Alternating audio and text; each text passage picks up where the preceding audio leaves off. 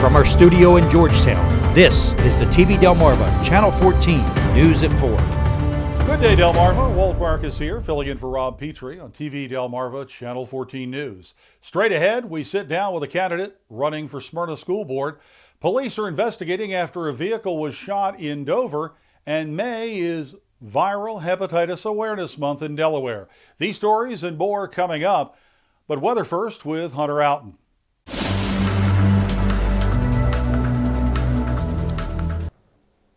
Hello and good Thursday afternoon, Delmarva. Although we have not seen any rain across the area today, which has been absolutely great, but we have seen plenty of cloud cover though. The sun has been trying to peek out here and there, and temperatures are nice and comfortable for the most part here across areas of Delmarva.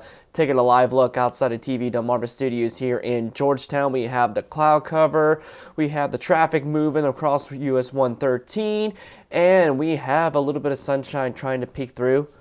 Comfortable temperatures too, 65 degrees here in Georgetown. Take a look at satellite and radar. You can see across the areas of the mid-Atlantic states we have a lot of that low-level clouds hanging around, but I want you to pay close attention to that storm system out in the Central Plains. Not only they're having another severe weather outbreak in that region, this is the same storm system that is going to be responsible for our late season nor'easter going into this holiday weekend, and we expect lots in the ways of heavy rainfall, gusty winds, and some coastal flooding concerns.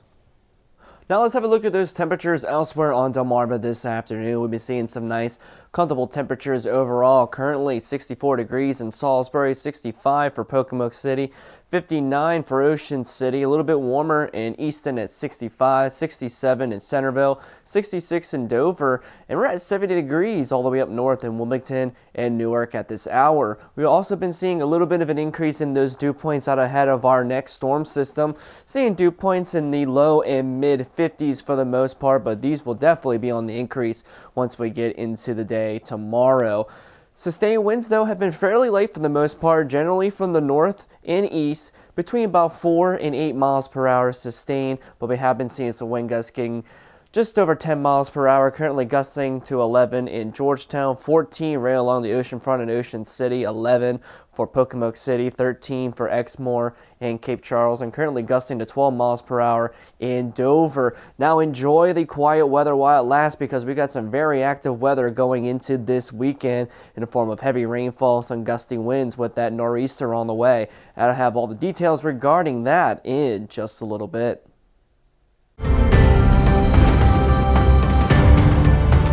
Following the recent controversy in the Smyrna School District, the focus of residents has shifted to the upcoming school board election. I got a chance to sit down with school board candidate Brian Clements, who spoke out about the ongoing issues within the district. We've got this secrecy surrounding Pat Williams' situation right now, and we're already in a community demanding more transparency. So this is not helping. Assumptions are swarming, and we could sit here and make those assumptions all day long. And the story is, for whatever reason he has resigned, we're still footing the bill for him right now. $178,000 a year, and that's a lot of money for an administrator on the inactive roster. Transparency is among a long list of things that we need to start talking about in the school district and in the state of Delaware amongst the other school districts. We have several parents demanding more of it. We have several parents who don't know where to find information about their kids' education. We need to start doing better by the kids, for sure. My take on everything is that everybody's wanting to know what and why, but my campaign from the beginning, we've been asking how, and that's how to get these kids back on track, because that's the number one issue. These kids are very far behind in their education, and we've got to start working toward getting them back on track. We need to ask how we're going to open up lines of communication between the community's parents, the teachers, and the administrators, because that has been a problem. These are all things we want to do, but until we can start communicating calmly and collectively, then it's never going to work out. But by all means, this secrecy surrounding Pat Williams, we need to know why. We need to know what's going on. And I think we do deserve to know. Brian is running against incumbent council president Vertra Evans Gunter and candidate Jonathan Snow. The election is set for May 10th. Dover police are investigating a shooting that damaged a vehicle Tuesday afternoon. Officers were called to the area of Otis Drive and South Little Creek Road about 4:30 after receiving reports of shots fired in the area. When police arrived, they made contact with a 19-year-old male who said his tire was shot by the suspects. Witnesses in the area told officers that the suspects were in a small black vehicle when they fired at the teen and then fled the area. Anyone with information is urged to contact police. The Division of Public Health has announced May is Viral Hepatitis Awareness Month in Delaware. May 19th will officially be dedicated to Hepatitis Testing Day. There are several different viruses that can cause hepatitis. The most common type of viral hepatitis are hepatitis A, hepatitis B, and hepatitis C. Both hepatitis A and B are preventable with vaccines, and while there is no vaccine for hepatitis C, it is curable with proper treatment. Hepatitis B and C are the leading causes of liver cancer in the U.S. The only way to know if you have viral hepatitis is to get tested. It's estimated that 2.4 million people in the United States are living with hepatitis C, and between 880,000 and 1.89 million people are living with hepatitis B. Many are unaware that they're infected since symptoms usually are slow to present themselves. Meanwhile, Governor John Carney on Monday signed a proclamation announcing that May 1st to the 7th will be known as Public Service Recognition Week. This week has been celebrated during the first week of May since 1985 to honor the contributions of federal, state, county, and local government employees. Governor Carney, cabinet members, and the business community will recognize the inspirational services and commitment of Delaware's public servants through a series of video highlighting the extraordinary work of state employees. Coming up, the Delaware Department of Labor has good news for those who are on the outlook for a new job. More details on the way. Keep it here. The Delaware Department of Labor is teaming up with statewide partners to present a series of one-stop resource expos in May to highlight the Delaware Workforce Innovation and Opportunity Act. Dozens of partner organizations will be on hand at booths to speak with people about employment, education, and other services. Partnering agencies will have an expo table to share flyers, materials, and information. Those attending will be able to find information about areas of interest, including job seeker services, employer services, skills training, reentry and justice-involved services, certifications and apprenticeship programs, small business development assistance, and youth and adult programs. The purpose of the expo is to provide critical information to Delawareans about how best to access workforce development programming across the state.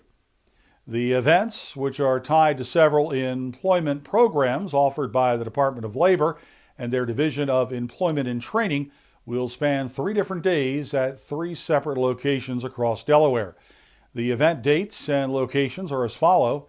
In Kent County, Monday, May the 9th at the Modern Maturity Center in Dover. Sussex County, Thursday, May the 12th at the Cheer Center in Georgetown. And in Newcastle County, Tuesday, May 24th at Delaware Park in Wilmington. Representatives from dozens of career service organizations like Delaware Public Libraries, Department of Health and Social Services, Goodwill of Delaware and Delaware County, Tech Impact, Delaware Tech, and Delaware State University will be on hand.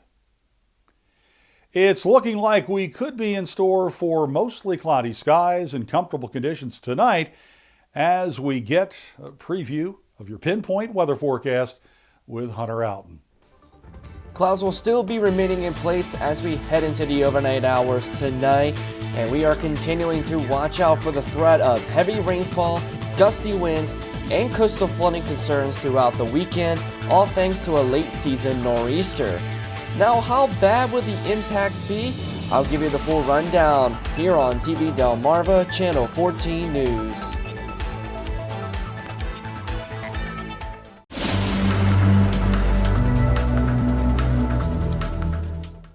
All right, ladies and gentlemen, let's get right into the pinpoint forecast because we got a lot to talk about regarding this nor'easter that is on the way for this weekend. But first, let's get through the overnight hours because we're going to be looking at more in the way of this clouds, cloudy skies. But the good news is at least we do have some comfortable temperatures, 52 to 55 degrees with a light onshore breeze from the east at about 5 miles per hour. Take a look at Futurecast, rest of the overnight hours throughout the day on Friday. This is 8 o'clock this evening. We got areas of partly to mostly cloudy skies. Temperatures still fairly mild in the upper 50s to the low 60s. Going into the heart of the overnight hours, though, we're going to be looking at widespread areas of cloudy skies and temperatures nice and comfortable, low to mid 50s. Waking up tomorrow morning, though, we're beginning to see a little bit of some precipitation over towards areas of northwestern Maryland and northern Delmarva with temperatures in the mid 50s. Going into the early afternoon hours, though, is now our turn to start seeing some scattered showers in the area, and that's going to be keeping temperatures a little bit on the cooler side as well than it has been in the last couple of days, only in the low 60s. But going into the evening hour, 6 o'clock, we're dry here for the most part. Northern Delmarva seeing some scattered showers, a little bit of increasing intensity over towards areas of Frederick and Westminster. And we could be looking at some nasty thunderstorms for areas of eastern Virginia. And that's going to be playing a role later on in the evening hours because we're going to be starting to see a big increase in that precipitation. A lot of moderate to heavy rainfall with that secondary low beginning to develop right in our neck of the woods. And when that does, by 10 o'clock, we got widespread areas of moderate to heavy rainfall, maybe even some embedded thunderstorms mixed in as well, which will even give us some heavier intensity rates as well, with temperatures right around 60 degrees for the most part. Friday forecast overall, we got rounds of showers, a cooler day ahead. Afternoon temperatures of 58 to 62 degrees with an onshore breeze still continuing from the east between 5 and 10 miles per hour. Now we're going to look at the marine conditions for your Friday, beginning with the Atlantic. We got showers, 58 degrees, winds from the east at 10 to 15 miles per hour with seas of 1 to 3 feet. Take a look at the Delaware Bay. We got showers, 60 degrees, winds from the east at 10 to 15 miles per hour as well with seas right around 1 foot. And then the Chesapeake Bay, showers, 61 degrees, winds from the southeast at 5 to 10 miles per hour with seas right around 1 foot. Now, going into the overnight hours tomorrow night, this is going to be the main event, at least for the rainfall department, because we're going to be looking at periods in rain, and that rain will definitely be heavy at times as well. Fairly mild night, 50 to 55 degrees, and the winds will be picking up as well from the northeast between 10 to 15 miles per hour with some gusts as high as 30 and maybe even 35 at times. Now we're going to take a look at the forecast of precipitation going into Saturday morning. Definitely the northern portions of Maryland and northern Delmarva had the best shot of seeing the heaviest precipitation, upwards to about 2 inches, maybe even slightly more. Areas of central Delmarva could be getting up to about 1 inch to 1.5 inches, but it's really all going to depend on if we get some thunderstorms mixing in, and without a doubt, these rates will be even higher across the region. And another thing I want to take a look at, this is the forecasted simulated infrared satellite radar. So this is kind of interesting because I want to show you going into Friday night, 10 o'clock, we see these deep reds over towards the areas of Delmarva. That is that secondary low that's beginning to develop. When we start seeing these, we're going to be pumping out some heavy rainfall out of that. And here's the main low that's further off towards the west. It's once we get into Saturday morning, though, this is where the forecast gets a little bit tricky because we still got this upper level low further towards the west, and our coastal low is trying to get its act together. And you notice this little bit of a opening area. This is a dry slot that could be moving in, so we could be getting a break from the precipitation on Saturday, which will definitely drop the rainfall amounts quite a bit, but it won't be too long before the upper level low begins to take all this energy and put it towards that coastal low, and that's going to be sticking around for several days. And when that does, this is the European wave model going into Tuesday, and you can just see these arrows stretching all the way from Bermuda towards the east coast with some very large swell of 15 to 20 foot waves way out in the Atlantic. When that does, it's going to be constantly pounding your coastline, so we're going to be having some coastal flooding concerns as well as some beach erosion going into the early portions of next week as this low just begins to meander and then eventually move back towards the southeast by the mid portions of next week.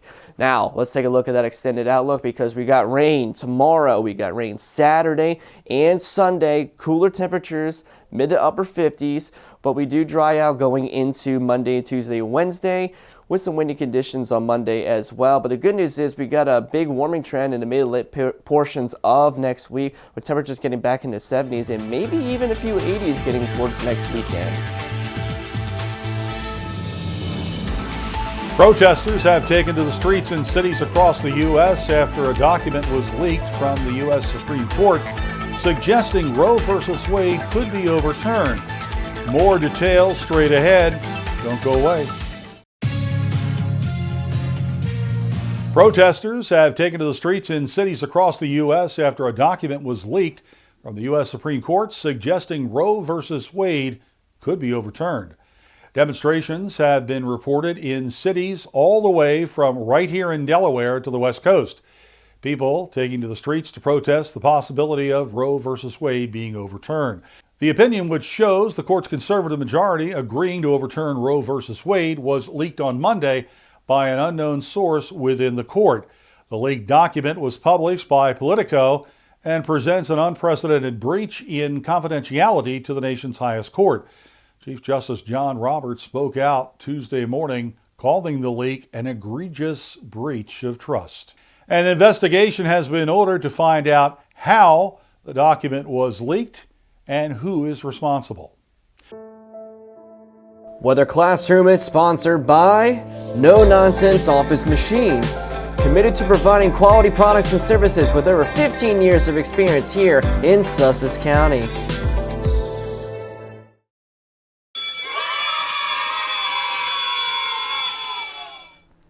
All right, ladies and gentlemen, today's weather lesson, we will be talking about another brand new parameter we came up with here at TV Delmarva to help combat tornado forecasting within storms in the near-time future, known as tornadic tilting and stretching. Similar properties to our Tornadic Energy Helicity Index, or THI for short, but it's geared towards events in the cooler seasons where instability is much lower, but the shear is much higher. These conditions are also very common here on Delmarva, where instability is hard to come by from time to time, but the wind shear is absolutely tremendous. TTS focuses on storm relative helicity in the lowest kilometer of the atmosphere, and CAPE, also known as instability, in the lowest 3 kilometers of the atmosphere. The presence of both ingredients suggests potential for increased low-level tilting and stretching of horizontal streamwise vorticity within the updraft, and in layman terms, basically taking rolling columns of air and tilting them into the vertical inside of the updraft, which may increase the potential for tornadic supercells. Enhancements are added based on total CAPE and deep layer shear that strengthens the overall updraft. LCL heights, which is the lowest portions of the cloud base, and convective inhibition are used as limiting factors when they are too high or large. In preliminary testing, values approaching 2 and greater suggest the potential for tornadic supercells. This experimental parameter is intended to help diagnose environments supporting tornadoes where total CAPE values is relatively small but promotes significant streamwise vorticity. Well, that about does it for us today, Delmarva. Be sure to follow us on Facebook at TV Delmarva and on our website, tvdelmarva.com, for real-time news and weather updates.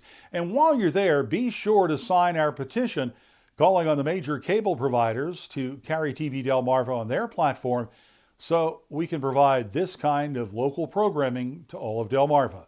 Until next time, I'm Walt Marcus reporting for TV Delmarva Channel 14 News.